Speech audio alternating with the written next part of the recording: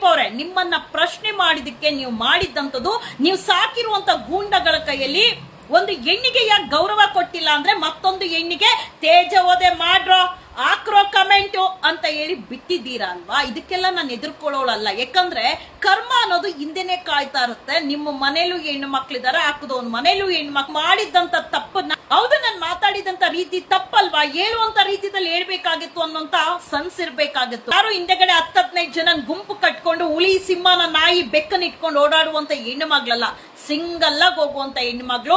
ಈ ಅಭಿಮಾನಿಗಳ ಬಳಗನ ಏನ್ ಸಾಕಿದ್ದೀರಲ್ವಾ ನೀವು, ಹೆಣ್ಣು ಮಕ್ಕಳ ಮೇಲೆ ಅತ್ಯಾಚಾರ ಆಗಿದ್ದಂತ ಸಮಯದಲ್ಲಿ, ದೌರ್ಜನ್ಯ ಆಗಿದ್ದಂತ ಸಮಯದಲ್ಲಿ ನಿಮ್ಮ ಅಭಿಮಾನಿಗಳ ಸಂಘನ ಉಪಯೋಗ ಮಾಡ್ಕೊಂಡ್ರೆ ಎಷ್ಟೋ ಉಪಯೋಗ ಆಗ್ತಾ ಇತ್ತಲ್ವಾ.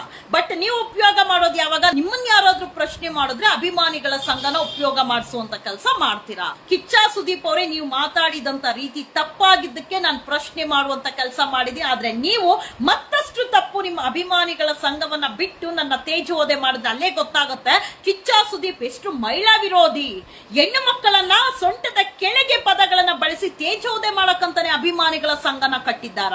ಒಬ್ಬ ಸೆಲೆಬ್ರಿಟಿ ಆಗಿದ್ದು, ಒಬ್ಬ ಹಿರಿಯ ನಟ ಆಗಿದ್ದು, ಒಬ್ಬ ವೆರಿ ಮೆಚ್ಯೂರ್ಡ್ ವೆಲ್ ಟ್ಯಾಲೆಂಟೆಡ್ ನಟ ಆಗಿ ನಿಮ್ಮ ಅಭಿಮಾನಿಗಳಿಗೆ ಅವ್ರು ಕೇಳಿದಂತ ಪ್ರಶ್ನೆ ತಪ್ಪಿಲ್ಲ, ನಾನು ಮಾತಾಡಿರುವಂತ ರೀತಿ ತಪ್ಪಿದೆ, ಈ ತರ ಹೆಣ್ಣು ಮಕ್ಕಳನ್ನ ಟ್ರೋಲ್ ಮಾಡಬೇಡಿ ಅಂತ ಹೇಳಿ ಮಾತಾಡ್ಬೇಕಾಗಿತ್ತು. ಹೊರತು ಕೂತ್ಕೊಂಡು ಮೊಬೈಲ್ ನೋಡ್ಕೊಂಡು ನನಗೆ ಏನೋ ಗೊತ್ತಿಲ್ಲ ಸ್ವಾಮಿ ಅಂತ ಇರ್ತಾ ಇರ್ಲಿಲ್ಲ. ಇಲ್ಲೇ ಸಂಧ್ಯಾ ಆಂಟಿ ಆರಾರು ಜನರನ್ನ ಮೇಂಟೈನ್ ಮಾಡಿರೋಳು ನೀನು. ಸ್ವಂತ ಮಗಳಿಗೆ ಆಂಟಿ ಅಂತ ಕರಿ ಅಂತ ಹೇಳ್ಕೊಟ್ಟಿರೋಳು ನೀನು. ಮೊದಲು ನಿನ್ನ ಸ್ವಂತ ಮಗಳಿಗೆ ತಾಯಿ ಸ್ಥಾನನ ಕೊಡು, ತಾಯಿ ಅಂತ ಅನ್ಸ್ಕೊ. ಆಮೇಲೆ ನಮ್ಮ ಕಿಚ್ಚಬಾಸ್ಗೆ ನೀತಿ ಪಾಠ ಹೇಳುವಂತೆ. ಇನ್ನು ಕೊಳ್ತೋಗಿರೋ ದೇಹ, ನೀನು ಕೊಳ್ತೋಗಿರೋ ಮೂತಿ ನೋಡೋಕ್ಕೆ ನಮ್ಮ ಕಿಚ್ಚಬಾಸ್ ಫ್ಯಾನ್ಸು ನಿನಗೆ ಸೊಂಟದ ಕೆಳಗಡೆಯಿಂದ ಪದಗಳು ಬೇರೆ ಯೂಸ್ ಮಾಡ್ತಾರಂತೆ ನಿನ್ನ ಕೊಳ್ತೋಗಿರೋ ಮೂತಿಗೆ.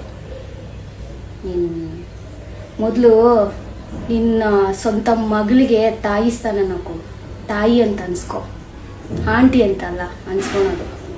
ಆರಾರು ಜನ ನಿನ್ನ ಸೋಷಿಯಲ್ ಮೀಡಿಯಾದಲ್ಲೇ ನೀನು ಎಂಥ ಕಚಡದವಳು ಅಂತೆಲ್ಲ ಗೊತ್ತಾಗಿದೆ. ನೀನು ಏನೇನು ಮಾಡ್ತಿದ್ಯಾ, ನೀನೆಂಥ ಕಚಡದವಳು ಅಂತ ಸೋಷಿಯಲ್ ಮೀಡಿಯಾದೆಲ್ಲ ಹರಿದಾಡ್ತಿದೆ. ಬಂದ್ಬಿಟ್ಲಿ ನೀತಿ ಪಾಠ ಹೇಳೋಕ್ಕೆ, ಕೊಳ್ತೋಗಿರೋ ದೇಹ ಮೂತಿ ಇಟ್ಕೊಂಡು.